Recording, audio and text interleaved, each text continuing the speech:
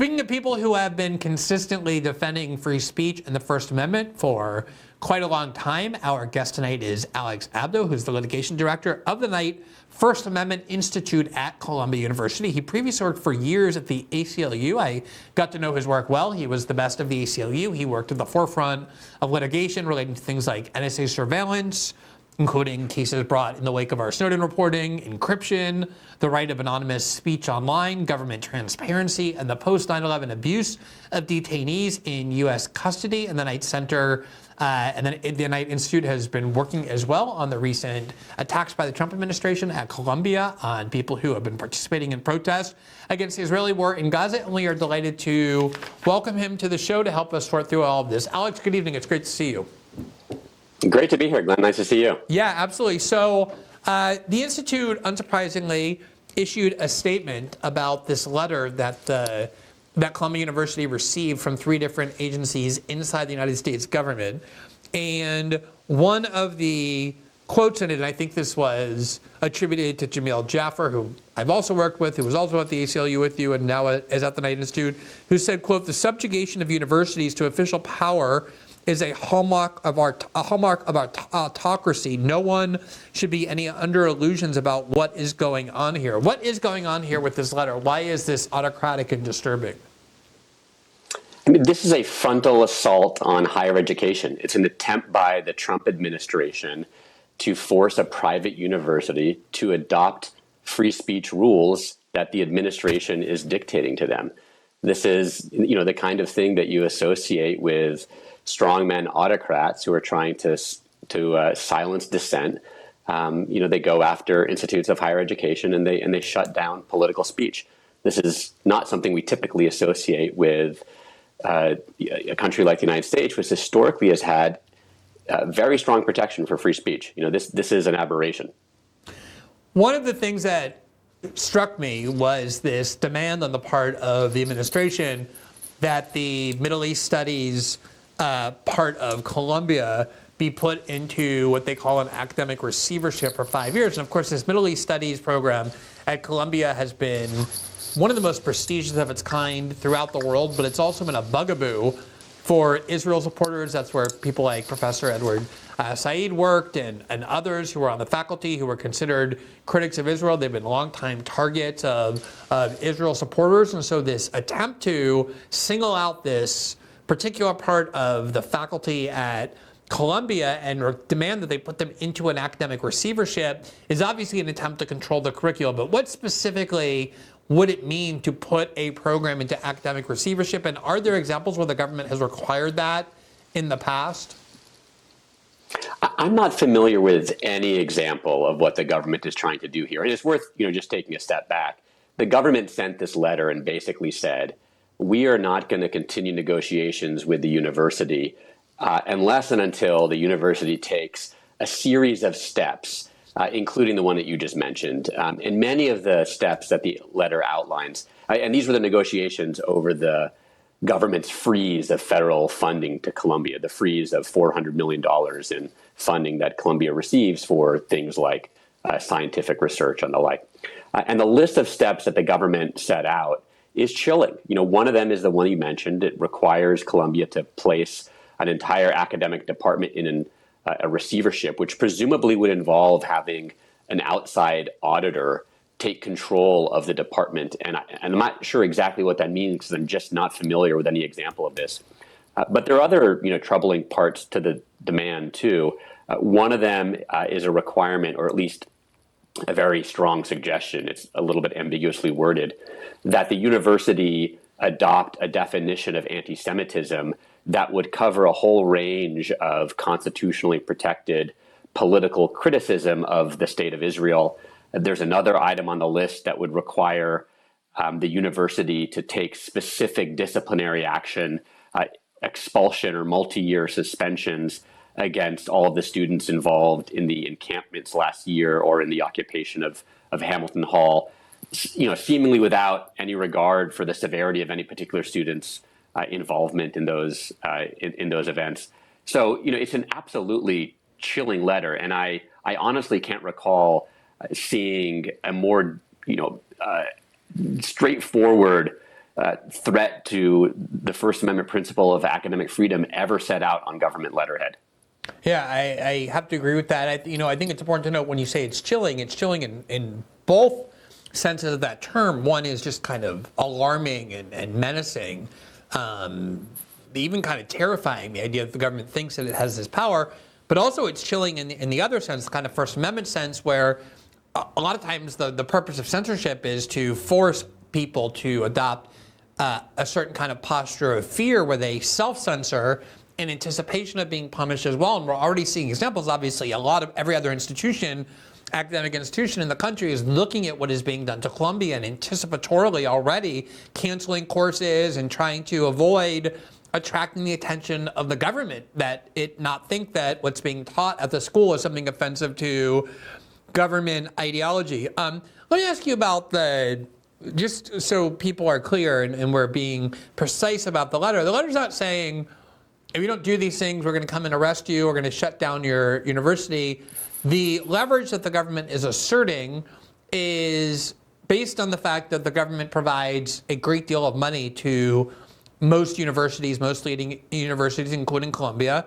As you said, they froze $400 million in funds. I think there's additional funds that might actually be frozen or that the government is threatening to freeze. And so what they're essentially saying is, look, you can do whatever you want, but given that we take taxpayer money and transfer it to you every year and provide it to you, that gives us the right, in fact, the responsibility to make sure that you're using these funds in a responsible manner. And that's what gives us the foundation to start saying, this is something we find destructive, this is something you can't do. And we're not saying you have to do it. We're just saying if you want federal funds, these are the things that you need to do. Why doesn't the government have that authority? Yeah, it's good to be precise here, because nobody has a right to federal funding.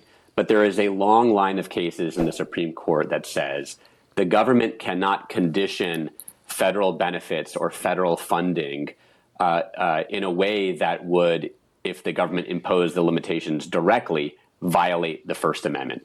So the government couldn't, for example, say, we're only going to hire people who are Democrats or Republicans. And the government couldn't say we're only going to fund biology research being undertaken by Democrats or Republicans or people who have a particular view on the war in Israel and Palestine.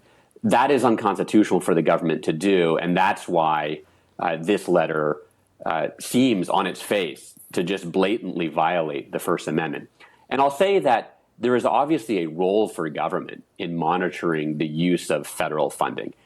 And the law that is really at the bottom of all of this is Title VI, which is a good law. It's a law that requires there not to be any discrimination in federally funded programs. This is the law that requires even private universities who receive federal funding to abide by limits on racial or gender or religious discrimination. And the government should enforce Title VI. It serves really important values. But what the government can't do is rely on Title VI as a pretext to suppress constitutionally protected political disagreement. It can't use it to suppress dissent. And that seems to be exactly what's going on here. But I think this gets into the danger of exactly when you start kind of defining the government's power in that way, which is namely the government, at least in part, is invoking exactly that theory to justify what they're doing. They're saying these protests were designed to be menacing to Jewish students, even though, as we know, there were many Jewish students inside the protests. There are a lot of Jewish students at a lot of these campuses who came and testified and said, we felt threatened, we were targeted, our ingress and egress were blocked. And so part of what the government is saying is that we're doing exactly what you just suggested the government should do under Title VI, namely that we're combating anti-Semitism and harassment of Jewish students and using the leverage we have with federal funds under the law to do it. Why isn't that persuasive? Well, listen, the government can rely on Title VI to enforce anti-discrimination laws, and it can impose remedies to address any violations of the anti-discrimination laws, but it can't impose remedies that themselves violate the First Amendment. And so, even if Colombia had violated Title VI, and that's a really complicated factual question, and I don't actually know what the answer to that question is, but even if Colombia had violated Title VI, the government could not impose as a remedy to that violation, for example, a requirement that Colombia adopt a definition of anti-Semitism that sweeps in constitutionally protected criticism of Israel. It could absolutely say you have to have a definition that meaningfully identifies discrimination and harassment and intimidation of Jewish students. Every university should have a policy like that, and they should vigorously enforce it. But the government can't go beyond that and say, and you also have to forbid criticism of the state of Israel. That's what, that's where the overreach is. In other words, even if you assumed that Colombia violated Title VI, this letter is a dramatic overreach because of the specific terms that it is trying to impose on the university. All right, last question before I let you go. This case of Mahmoud Khalil has obviously attracted a lot of attention because it's so shocking to watch somebody who has a green card, which has always conferred permanent residency. It can be revoked. It's not absolute, but that's generally how it's been treated, particularly when, as the case for him, the green card is based on the fact that he's married to an American citizen. In this case, his wife is 8 months pregnant. He's not charged with any crime. He's never been convicted of any crime.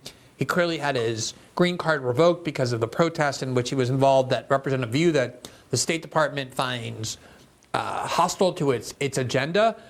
And we've heard from students in many different colleges, including Columbia, who are obviously extremely scared now about whether they can post on social media about what they think about the war in Gaza or the U.S. relationship to Israel, foundational rights that this country is supposed to guarantee. These people are extremely afraid now of exercising it. A lot of them are, and for reasons that I can't tell them are paranoid or unjust, they ought to be worried. It is a very valid worry.